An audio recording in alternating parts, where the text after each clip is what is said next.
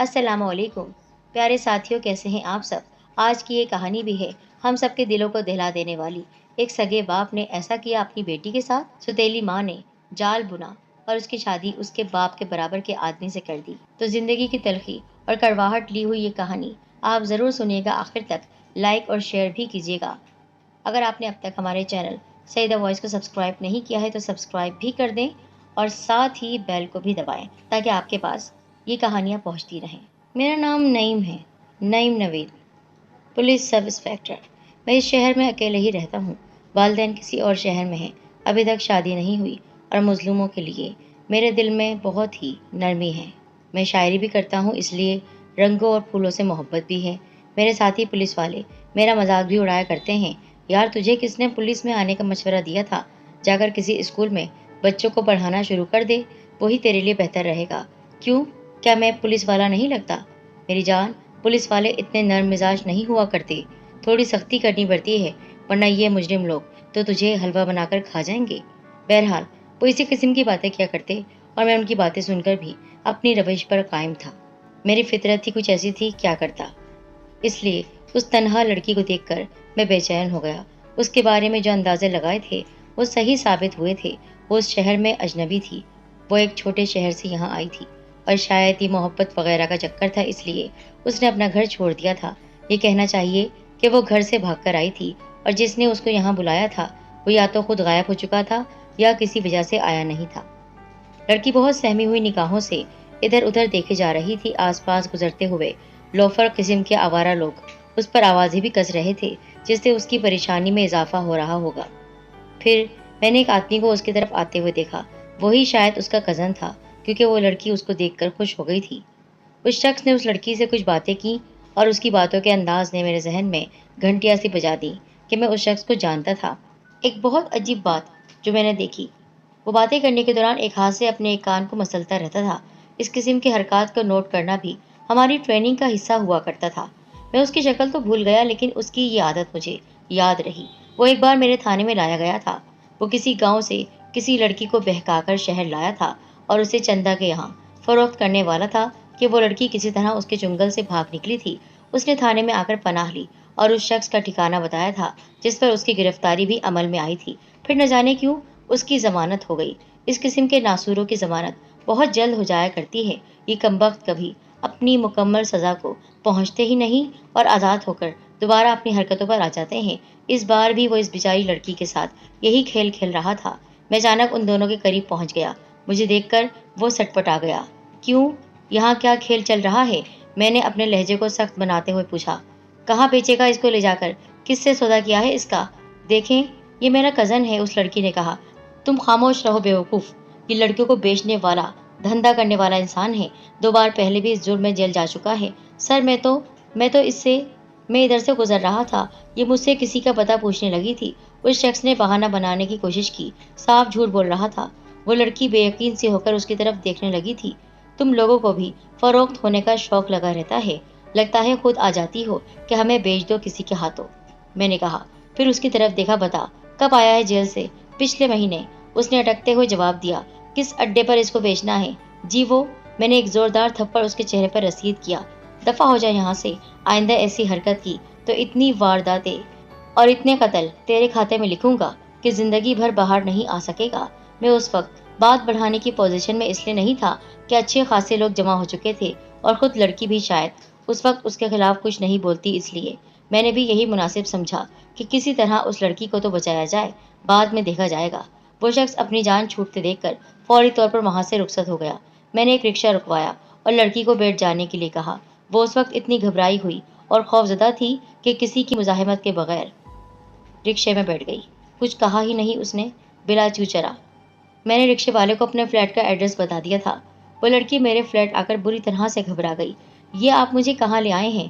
खामोश रहो, मैंने उसे फिर से झड़क दिया। सुकून और आफियत की जगह लेकर आया हूँ, वरना अब तक 40-50 हज़ार तक तुम बिक चुकी होती। उसकी आंखों से आंसू बहने लगे। नाम क्या है तुम्हारा? मैंने पूछा। नाजिया, उसने धीरे से जवाब दिया। जाओ अपने आप को संभालो, मैंने कहा। वो सामने वॉशरूम है, जाओ जाकर मुंह हाथ धो लो। मैं जब तक तुम्हारे लिए चाय बनाता हूँ, चाय पीकर अपने बारे में बताना। वो अभी तक बेयकीनी की कैफियत में थी। जब मैंने दोबारा कहा, تو وہ واش روم چلی گئی۔ اس دوران میں نے اس کے لیے چائے تیار کر لی تھی اور کھانے پینے کی کچھ چیزیں بھی میز پر رکھ دی تھی۔ وہ باہر آئی تو اس کی حالت میں بہت حد تک تبدیلی آ چکی تھی۔ بیٹھ جاؤ، میں نے اشارہ کیا۔ مجھ سے گھبرانے کی ضرورت نہیں ہے۔ وہ خود کو سمیٹ کر ایک طرف بیٹھ گئی۔ میرے کہنے پر اس نے چائے کی پیالی اٹھا لی تھی اور دوبارہ کہنے پر بسکٹ بھی لے لیا تھا۔ ہاں اب بتاؤ، کہاں مل گیا تھا یہ؟ میں نے پوچھ لیا۔ اس نے اپنی جو کہانی سنائی وہی پرانی گھسی پٹی کہانی تھی جو ہمارے ملک میں نہ جانے کتنی لڑکیوں کا مقدر ہوا کرتی ہے۔ ماں باپ کی اکلوتی اولاد تھی۔ ماں کے انتقال کے بعد باپ نے دوسری شادی کر لی اور آنے والی ایک بے رحم اور سخت دل اور لالچی عورت نکلی۔ وہ اپنے کسی بھانجے بھتیجے سے نازیہ کی شادی کروانا چاہتی تھی جو بہت عیاش تھا، جبکہ نازیہ اس کے لیے تیار نہیں تھی۔ اس نے انکار کیا تو ماں کے کہنے پر باپ اس پر سختیاں کرنے لگا، اس کو مارتا پیٹتا۔ اس دوران اس نے کسی طرح نازیہ کے حالات معلوم کر لیے اور اس کی مدد کے بہانے اس کے قریب ہو گیا۔ مختصر یہ کہ نازیہ اس کے بھڑکانے پر شہر چلی آئی تھی۔ اس نے بہت ہی خوبصورت خواب دکھائے تھے اس کو۔ یہ تھی اس کی کہانی۔ سمجھ میں نہیں آتا لڑکیاں اپنی آنکھوں میں پٹیاں کیوں باندھ لیتی ہیں، میں نے کہا۔ انہیں اس بات کی پہچان ہوتی ہی نہیں ہے کہ وہ جس کے ساتھ بھاگ رہی ہیں یا جس کے ساتھ زندگی گزارنے کی پلاننگ کر رہی ہیں وہ کیسا آدمی ہے۔ بس آنکھوں پر پٹی ہی بن گئی تھی، اس نے کہا۔ میں نے ایک کانٹے کو پھول سمجھ لیا تھا، پھر میرے پاس کوئی راستہ بھی نہیں تھا۔ آپ بتائیں میں کیا کرتی، کس سے فریاد کرتی؟ اب کیا ارادہ ہے تمہارا، میں نے پوچھا۔ کچھ سمجھ میں نہیں آ رہا، وہ پریشان ہو کر بولی۔ کہاں جاؤں، کیا کروں، یہ بتاؤ۔ تمہارے غائب ہونے پر تمہارے گھر والوں نے کیا کیا ہوگا؟ کچھ بھی نہیں، باپ کو تو میری پرواہ ہے ہی نہیں، وہ تو اس عورت کے جال میں پھنسا ہوا ہے، سوتیلی ماں۔ وہ بھی تھوڑا بہت ہنگامہ کر کے خاموش ہو جائے گی، اور کیا ہونا ہے۔ تمہارا کوئی رشتہ دار وغیرہ نہیں ہے، میں نے پوچھا۔ ایک خالہ ہیں، وہ لاہور میں رہتی ہیں، اس نے بتایا۔ امی کی زندگی تک وہ آیا کرتی تھی، اس کے بعد انہوں نے بھی نہیں پوچھا۔ ان کے علاوہ اور کوئی نہیں، انہی کے بیٹے بیٹیاں ہیں جو سب لاہور میں ہیں اور اچھی زندگی گزار رہے ہیں۔ میری طرح بد نصیب کوئی بھی نہیں ہے۔ میں اس کے بارے میں سوچتا رہا، کیا کرنا چاہیے اس کا۔ اچھی لڑکی تھی، وقت نے اسے اس حال کو پہنچا دیا تھا۔ اب میرا کیا بنے گا؟ اس نے کچھ دیر بعد سوال کیا۔ تمہیں سزا ملے گی، میں نے کہا۔ سزا؟ ہاں، تم نے گھر سے بھاگ کر ایک جرم کیا ہے۔ دیکھو، حالات چاہے جیسے بھی رہے ہوں لیکن جرم پھر جرم ہی ہوتا ہے، اور تم نے دیکھ لیا کہ میں پولیس کا ایک آفیسر ہوں، اس لیے قانون پر عمل کرنا میرا فرض بنتا ہے۔ جی ہاں، وہ اپنے ہونٹوں پر زبان پھیرنے لگی۔ مجھ بدنصیب کو سزا تو ضرور ملنی ہی چاہیے، میری قسمت ہی ایسی ہے۔ بتاؤ کیا سزا دلواؤ گے مجھے؟ کھانا بنانے کی، میں نے کہا۔ کیا؟ اس نے چونک کر میری طرف دیکھا۔ ہاں، تمہاری یہی سزا ہوگی کہ تم میرے لیے 2-4 دن کھانا بناؤ گی۔ گھر کا کھانا کھائے ہوئے ایک عرصہ ہو گیا ہے، کچھ آتا بھی ہے یا نہیں؟ کیوں نہیں آتا؟ وہ پہلی بار مسکرائی تھی۔ سب کچھ آتا ہے، تو بس جلدی جلدی دیکھ لو کیا کیا چیزیں لانی ہیں، میں نے کہا۔ ویسے کھانا بنانے کے لیے سارے برتن اور ضروری سامان موجود ہے۔ ان کی پریشانی نہیں ہے۔ کیا آپ نے شادی نہیں کی یا؟ اس نے جملہ ادھورا چھوڑ دیا اور گھبرائی ہوئی نظروں سے مجھے دیکھنے لگی، کہیں میں ڈانٹ نہ دوں۔ کچھ نہیں، شادی نہیں ہوئی میری۔ پھر میں نے اس کی بات کاٹ کر کہا، ایسا کرو تم بھی میرے ساتھ چلو، دونوں مل کر سودا خریدیں گے۔ وہ فوراً تیار ہو گئی۔ میں اسے لے کر قریبی مارکیٹ کی طرف آ گیا۔ پہلی دفعہ کوئی لڑکی میرے ساتھ تھی اور میں کچھ خریداری کر رہا تھا۔ یہ بہت خوشگوار تجربہ تھا، بہت اچھا لگ رہا تھا، اور خود وہ بھی بہت دلچسپی اور شوق سے چیزیں لے رہی تھی۔ باقاعدہ مول تول کرتے جھگڑے کرتے محسوس ہی نہیں ہو رہا تھا۔ وہ کوئی ایسی لڑکی ہے جو اپنے گھر سے فرار ہو کر آئی ہے اور میرے لیے اجنبی ہے۔ ہم پرانے دوستوں کی طرح خریداریاں کر کے فلیٹ واپس آئے اور وہ کچن میں سامان سیٹ کرنے لگی۔ مجھے کچھ دیر کے لیے اپنے تھانے تک جانا تھا تاکہ 1-2 دن نہ آنے کی درخواست دے کر واپس آ جاؤں، لیکن الجھن یہ تھی کہ کیا میں اسے فلیٹ میں تنہا چھوڑ کر جا سکتا ہوں؟ ایسا نہ ہو کہ میں واپس آؤں اور وہ کہیں جا چکی ہو۔ میں نے جب یہی بات اس سے کی تو اس کی آنکھوں میں آنسو آ گئے۔ ٹھیک ہے، آپ کہیں نہ جائیں کیونکہ آپ کو مجھ پر بھروسہ نہیں ہو سکا ہے۔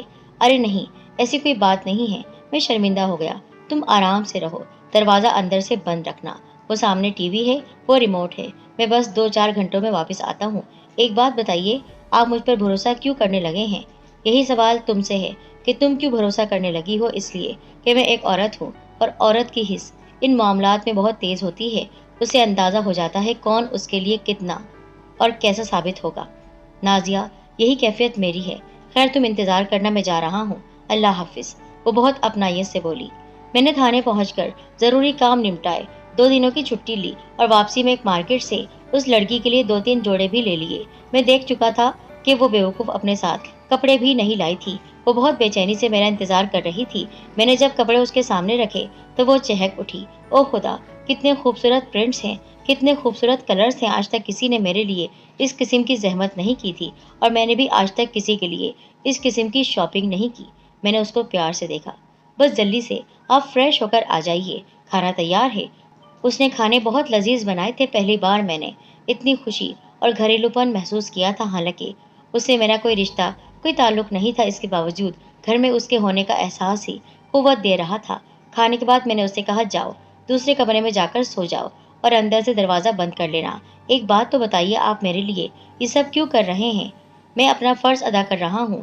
میں نے جب تمہیں پہلی بار دیکھا تو اسی وقت اندازہ ہو گیا کہ تم کسی کے دھوکے میں آ کر شہر آئی ہو۔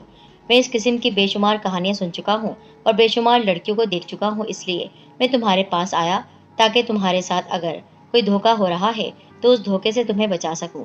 بس اتنی سی بات تھی۔ اس نے کچھ عجیب نگاہوں سے میری طرف دیکھا۔ ظاہر ہے اس کے علاوہ اور کیا ہو سکتا ہے؟ میں نے نظریں چرا لی۔ وہ خاموش ہو گئی۔ اس نے پھر برتن سمیٹے اور کچن میں رکھ آنے کے بعد میرے پاس آ کر کھڑی ہو گئی۔ کیا کل صبح آپ مجھے پھر واپس پہنچا دیں گے؟ میرے لیے یہی بہتر ہے کہ میں اپنے گھر واپس چلی جاؤں، اور وہاں تمہارے ساتھ جو ہوگا اس کا کیا ہوگا؟ وہ میری قسمت ہے، اور آپ کو کیا فکر؟ آپ تو مجھے اس لیے لے کر آئے ہیں نا کہ میرے آس پاس کوئی گنڈا پھر رہا تھا، وہ مجھے طوائف بنا دیتا یا بیچ دیتا بازار میں۔ آپ کو میری فکر صرف اس لیے ہی تھی نا۔ اب تو آپ کے پاس ہوں، آپ مجھے میرے گھر جانے دیں۔ میری قسمت ہے، اب تک قسمت ہی کے ہاتھوں تو پریشان ہوتی آئی ہوں۔ ٹھیک ہے، یہ تمہارا بہت مناسب فیصلہ ہے، میں نے کہا۔ ہماری لڑکیوں کو ایسا ہی ہونا چاہیے۔ بہت بہت شکریہ۔ اس نے طنزیہ نگاہوں سے میری طرف دیکھا۔ وہ کمرے کی طرف جانے لگی۔ بات سنو، میں نے آواز دی۔ جی فرمائیے۔ وہ میری بات سننے کو رک گئی تھی۔ میں تمہیں تمہارے گھر تک لے تو جاؤں گا، لیکن واپسی میں تم میرے ساتھ ہوگی۔ کیا مطلب؟ مطلب یہ کہ میں تمہیں تمہارے گھر والوں سے مانگنے کے لیے تمہارے ساتھ چلوں گا، اگر تمہیں کوئی اعتراض نہ ہو۔ میری بات سن کر اس کے چہرے پر کئی رنگ آ گئے۔ یہ رنگ خوشی کے تھے، اس کے گہرے جذبے کے تھے، بے یقینی کے تھے۔ اس کے ساتھ ہی اس نے رونا شروع کر دیا، کسی بچے کی طرح پھوٹ پھوٹ کر رو رہی تھی۔ میں نے آگے بڑھ کر اسے سینے سے لگا لیا، اور پھر اس کے بعد جذبات کا طوفان ہمارے درمیان ہمیں بہا کر لے گیا۔ ہمیں پتہ ہی نہیں چلا کب ہم اپنی محبت میں بہہ چکے تھے۔ اب تو مجھے اس سے شادی کرنی ہی تھی۔ اس کا رونا دھونا ختم ہو چکا تھا۔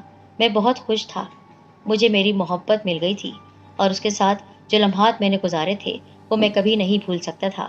اس کا لمس، اس کی خوشبو میری سانسوں میں بس رہی تھی۔ دوسری صبح بہت خوشگوار تھی۔ اس نے نہا کر میرے لائے ہوئے کپڑے پہن لیے، ناشتہ تیار کر لیا، بالکل خیال رکھنے والی بیوی کی طرح۔ اس کے آنے سے میرے ویران فلیٹ میں زندگی چلی آئی تھی۔ ناشتے کے بعد چائے پینے کے دوران اس نے کہا کہ ایسا نہیں ہو سکتا، ہم واپس نہ جائیں۔ میرا مطلب ہے آپ مجھے واپس نہ لے جائیں۔ وہ کیوں؟ نہ جانے کیوں ڈر سا لگ رہا ہے، ایسا نہ ہو کہ وہ مجھے واپس نہ آنے دیں، کسی بہانے روک لیں۔ نہیں، ایسا نہیں ہوگا۔ میں تمہارے ساتھ ہوں، میں تمہیں لے جا رہا ہوں اور میں ہی واپس لاؤں گا۔ لیکن مجھے کیوں ڈر لگ رہا ہے؟ وہم ہے تمہارا، میں نے کہا۔ تم ان لوگوں سے خوف زدہ ہو، اس لیے تم پریشان ہو۔ بس جلدی سے تیار ہو جاؤ۔ ایک بار پھر سوچ لیں، آپ میرے گھر والوں کو نہیں جانتے ہیں، وہ بہت ہی بدمعاش لوگ ہیں۔ کیا تمہیں مجھ پر بھروسہ نہیں ہے؟ مجھے بھروسہ ہے، لیکن مجھے اپنے باپ پر بھروسہ نہیں ہے۔ نہیں نازیہ، اس میں بہت سی الجھنیں ہیں۔ میں چاہتا ہوں تمہیں شرافت کے ساتھ اپناؤں، تمہیں باقاعدہ بیاہ کر اپنے گھر لے کر آؤں۔ میں نے شرافت کی زندگی گزاری ہے، میرے گھر والے بھی شامل ہوں گے، اور میں چاہتا ہوں کہ عزت کے ساتھ تم اس گھر میں آؤ، کوئی یہ نہ کہے کہ میں تمہیں بھگا کر لایا ہوں۔ وہ میرے کہنے پر تیار ہو گئی۔ چلے، آپ کو یقین ہے تو میں چلنے کے لیے تیار ہوں۔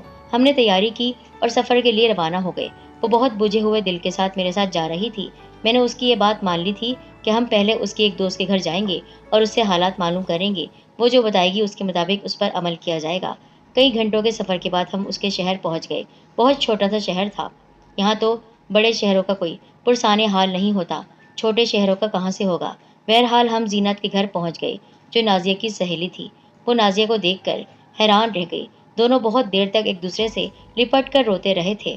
زینت ہمیں اندر بیٹھک میں لے گئی۔ سلیقے سے سجی ہوئی بیٹھک یہ بتا رہی تھی کہ زینت ایک سمجھدار لڑکی ہے، وہ بھی نازیہ کے ہم عمر ہی ہوگی۔ نازیہ، یہ کون ہے؟ زینت، یہ بہت لمبی کہانی ہے۔ اگر یہ صاحب میرے کام نہیں آتے، میری مدد نہیں کرتے، تو اللہ جانے میرا کیا حشر ہوتا۔ بہرحال اس نے زینت کو ساری کہانی سنا دی۔ کہ وہ کس طرح اس دھوکے باز کی باتوں میں آ کر شہر چلی گئی تھی اور کس طرح یہ پولیس والے آفیسر مل گئے۔ انہوں نے اس آدمی کو پہچان لیا، وہ لڑکیوں کو بیچنے کا کاروبار کرتا تھا، اور پھر کس طرح ان کے فلیٹ میں چلی گئی اور بس ان کے ساتھ اب شادی کا ارادہ ہے۔ اب چاہتی ہوں میری قسمت کا ستارہ چمک جائے۔ میں چاہتی ہوں جو میں نے زندگی گزاری ہے وہ زندگی اب نہیں گزاروں۔ میں ان سے شادی کرنا چاہتی ہوں اور ان سے محبت کرنے لگی ہوں۔ اس کی بات سن کر زینت کی آنکھوں میں آنسو آ گئے۔ اس نے میری طرف دیکھ کر کہا، آپ کا بہت بہت شکریہ۔ اس بد نصیب کی قسمت ہی ایسی ہے، ماں مر چکی ہے، ستیلی ماں اپنے کسی بھانجے بھتیجے کی فکر میں ہے جو کہ شرابی ہے، جواری ہے۔ باپ کو اس کی کوئی پرواہ نہیں ہے، اپنی عمر کے آدمی کے ساتھ اس کی شادی کروا رہا ہے۔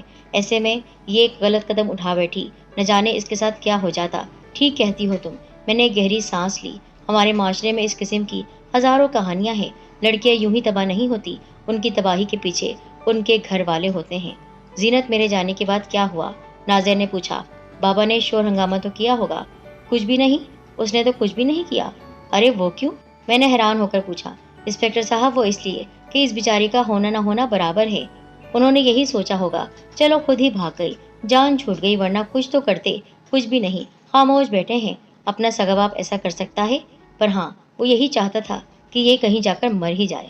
اللہ نے اس کی زندگی اور عزت برقرار رکھی۔ شاید محلے والوں کو بھی کسی کو معلوم نہیں ہے۔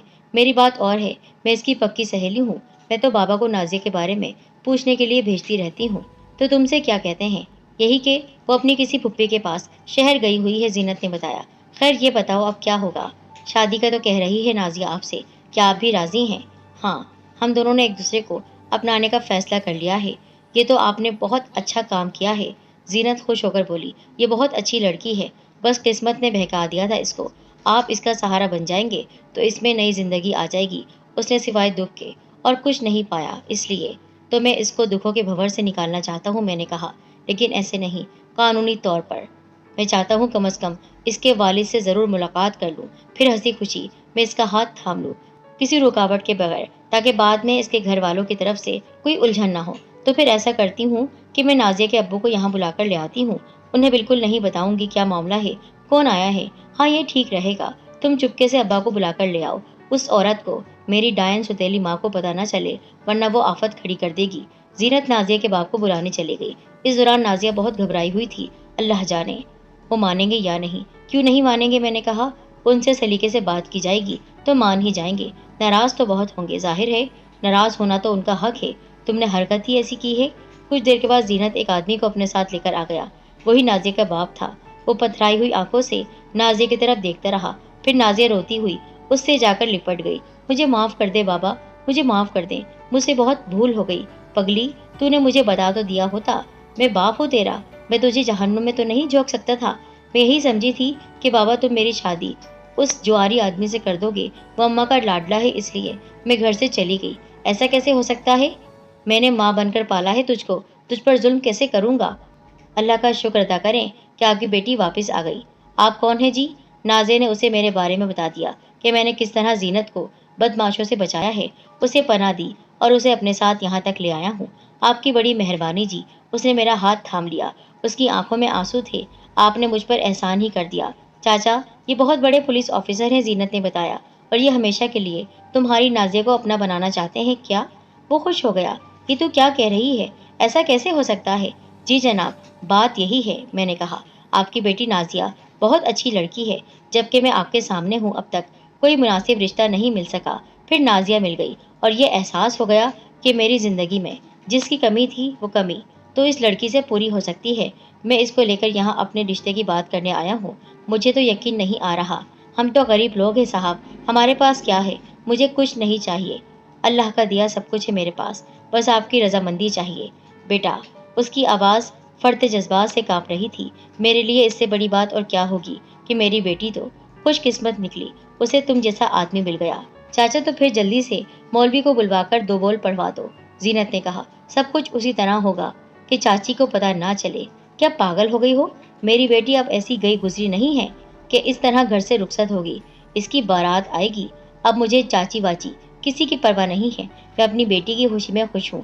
بابا، نازیہ کچھ کہنا چاہ رہی تھی۔ ہاں بیٹا، لعنت ہے ایسے باپ پر جو اپنی اولاد کی ایسی خوشی بھی पूरी ना कर सके उसने मेरी तरफ देखा।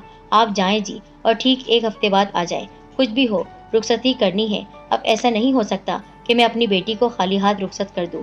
देखें, मैंने कहा ना कि अल्लाह का दिया सब कुछ है मेरे पास। आपका कहना सर आंखों पर, लेकिन एक बाप को उसका फर्ज अदा करने से तो ना रोकें। उसके बाद मैं क्या कह सकता था? हमारे तो सारे अंदेशे ही दूर हो गए थे। हमने क्या समझा था? ये क्या हो गया? हम समझ रहे थे वो हंगामा खड़ा करेगा, लेकिन उसने कोई बात नहीं की और रिश्ता मंजूर कर लिया। मैं चला आया था, उम्मीदों और खुशियों से भरा हुआ दिल लिए हुए। नाज़िया जैसी समझदार लड़की मेरी ज़िंदगी की साथी बनने वाली है। उसके साथ गुजरे हुए वो चंद लम्हात मुझे याद थे, और अब वो बीवी बनकर मुझे वो खुशियाँ देगी। मैं यही सोच रहा था। कभी किसी लड़की की तरफ आंख उठाकर नहीं देखा। पुलिस वाला था, कुछ भी कर सकता था, लेकिन नहीं, शरावत की ज़िंदगी गुजारी। लेकिन ये भूल गया कि वो लड़की सहमी हुई मुझे देख रही थी, मुझे मना कर रही थी, आंखों से इशारा कर रही थी मत जाए। लेकिन मैंने कैसे उसके बाप पर यकीन कर लिया? कैसे? एक पुलिस वाला ऐसे कैसे चूक गया?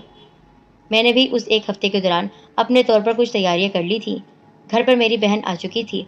उसके साथ मिलकर ज्वेलरी और 2-4 कीमती जोड़े खरीद लिए थे। उसने मेरी बहुत मदद की थी। मैंने उससे कहा, भाभी लेने जा रहा हूँ, क्या तुम तैयार हो? मेरे घर वाले बहुत अच्छे हैं। वो सब राजी थे, और फिर मुकर्रर तारीख पर अपने घर वालों और चंद अजीज़ों के साथ, दोस्तों के साथ मैं नाज़िया के घर पहुँच गया। मेहमानों का इस्तकबाल शरबत से किया गया। हमें बड़ी इज्जत और एहतराम के साथ बैठक में ले जाकर बिठाया गया था। मैंने महसूस किया कि जीनत और उसका शौहर कुछ कहना चाहते हैं, कोई ऐसी बात जो मेरे दोस्तों के सामने शायद नहीं हो सकती। मैं उनके इशारे समझकर उस कमरे से बाहर आ गया। क्या हुआ जीनत? क्यों परेशान हो? वो रो रही थी। आपके साथ तो बड़ा धोखा हुआ है जी। कैसा धोखा? आपके जाने के बाद नाज़िया के बाप ने नाज़िया की शादी कहीं और कर दी, और वो लोग अब यहाँ से जा चुके हैं। क्या कह रही हो तुम? हाँ जी, यही हुआ है। जीनत के शौहर ने भी तस्दीक की। हाँ में हाँ मिलाई। नाज़िया का बाप तो एक नंबर का घटिया इंसान और झूठा इंसान था। आप कैसे उसकी बातों में आ गए? और उसने जो इतनी बातें की थी वो सब झूठी थी, मक्कारी थी उसकी। जीनत ने कहा, आप चाहे तो खुद जाकर देख लें। अब देखने को क्या रह गया है? मैंने एक गहरी सांस ली। बहरहाल तुम लोगों का शुक्रिया। हमें तो बहुत अफसोस है जी कि आप जैसे भले आदमी के साथ ऐसा धोखा हुआ। नहीं, इसमें अफसोस की कोई बात नहीं। मेरी किस्मत में ऐसा ही था। अब मैं उस बेचारी के लिए सिर्फ दुआ ही कर सकता हूँ। वो जहाँ रहे खुश रहे। मेरा दिल ही जानता है मैं किस तरह वहाँ से वापस आया था। लेकिन ज़िंदगी ने मुझे बहुत बड़ा सबक दिया था। वो सबक ये था कि ज़रूरी नहीं कि पुलिस वाले चेहरे को पढ़ना जानते हैं। वो बहुत से चेहरे ऐसे होते हैं जो ज़हीन से ज़हीन आदमी को भी उल्लू बना सकते हैं, जिस तरह मैं बन गया। कई बरस बीत चुके हैं, अल्लाह जाने नाज़िया कहाँ किस हाल में होगी, लेकिन मैं अब यही सबक हासिल कर चुका हूँ कि पहले से कहीं ज़्यादा मोहतात हो गया हूँ। अब अगर कोई इस किस्म की लड़की भटकती हुई मिलती है तो उसकी मदद के लिए कभी नहीं जाता। अल्लाह मुझे माफ़ करे, लेकिन नाज़िया के बाप जैसे आदमियों ने इंसानों पर से मेरा एतमाद उठा दिया।